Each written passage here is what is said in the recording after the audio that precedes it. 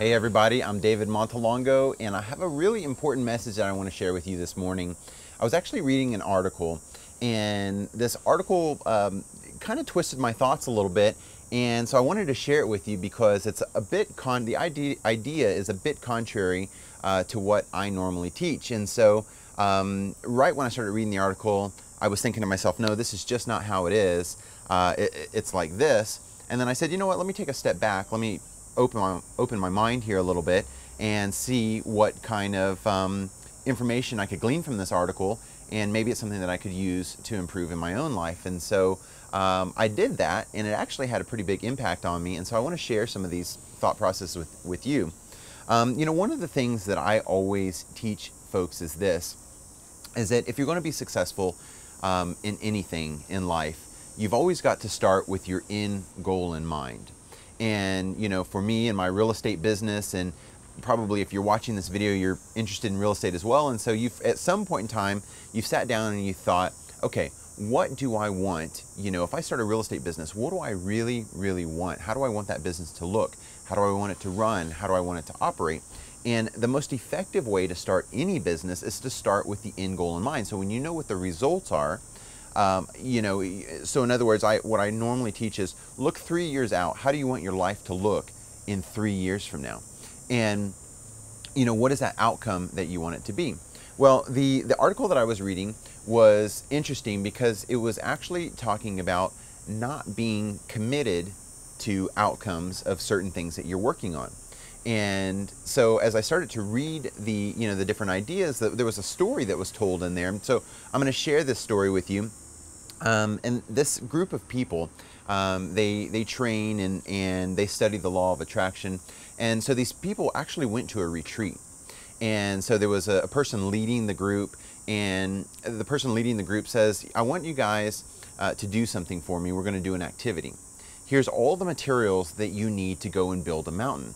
Here's piles of dirt, here's piles of rock, here's sand, here's clay.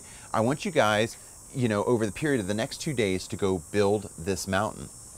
And so everyone, you know, got really involved in this project and had a lot of fun with it. So they actually went out and took their wheelbarrows and their shovels, and they started to gather the dirt and gather the rocks, and they started to build this incredible mountain. You know, I mean, these are successful people.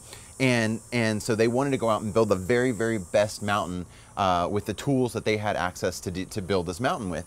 And so they did. Over the next 2 days, they went out and they built this mountain. And it was a beautiful mountain. I mean, the way it was described, you know, with the use of the rocks and the use of the clay and the stone, everything just was, you know, really, really nice looking about this particular mountain that this group of people built. And the instructor takes the group out to the mountain and says, you know, this is a beautiful mountain, starts complimenting everybody. I love the way that you use the rock. I love the way that you use the sand. I love the way that you use the dirt. It's absolutely incredible. Now what I'd like for you to do is go ahead and disassemble the mountain and put everything back in its place where you got it for the next group that's going to come through. And so obviously the group of people, they started to disassemble the mountain, but what they started to feel was a great deal of disappointment, a great deal of anger and confusion. And why did we just spend 2 days building this beautiful mountain just to have to turn around and take it down? And that was really the point of this story, was not to be so dedicated or so committed to the outcomes of things that you let it affect your overall happiness. I mean, that, you know, no matter what you're doing in business, in raising your kids and having a relationship with your spouse, no matter what you're doing, the key to life is being happy and doing the things that make you happy in your own life. And so if you're so committed to, you know, the results of certain things that you're doing, if you don't get the results that you're looking for, it can get you down. It can actually weigh on your mind. It can bring disappointment into your life. It can bring anger into your life, confusion. It can bring a lot of things into your life that have no business in your life, that really could hold you back from being creative and doing the very next best thing in your life. And so for me, I was thinking, okay, I'm starting to get this. After I was reading this article, I'm like, I'm starting to get this, because in my own life, in my own deals and things that I'm doing, and quite clearly, the things that you're doing right now, if you're out there making offers on real estate, not every offer is going to get accepted, right? not every deal that you do is going to turn out exactly the way that you intended in the beginning. Now, obviously, going through our coaching and our teaching and our programs, it's going to help you to get the results, closer to what they should be. But the fact of the matter is, not everything is going to work out just like you planned every single time. But if you're so committed to the results and something doesn't work out the way that you thought, what a lot of people allow that to do is actually take them backwards. It allows them to start storing negative thoughts and saying, you know what, they're building evidence for themselves. Well, you know what, this didn't work out, and this didn't work out for me, and this didn't work out for me, and this didn't work out for me. So the next time something comes up, I'm just not going to try. When the way that it really should be, if you're not committed to the outcome, okay, because the outcome is the outcome, it's going to happen the way it happens. Obviously, you're going to give your very, very best effort every single time. But if the outcome isn't exactly the way that you plan, then what happens? You move on to the next thing. Okay, well, the result here was not exactly as I planned, so I'm going to move on to this one.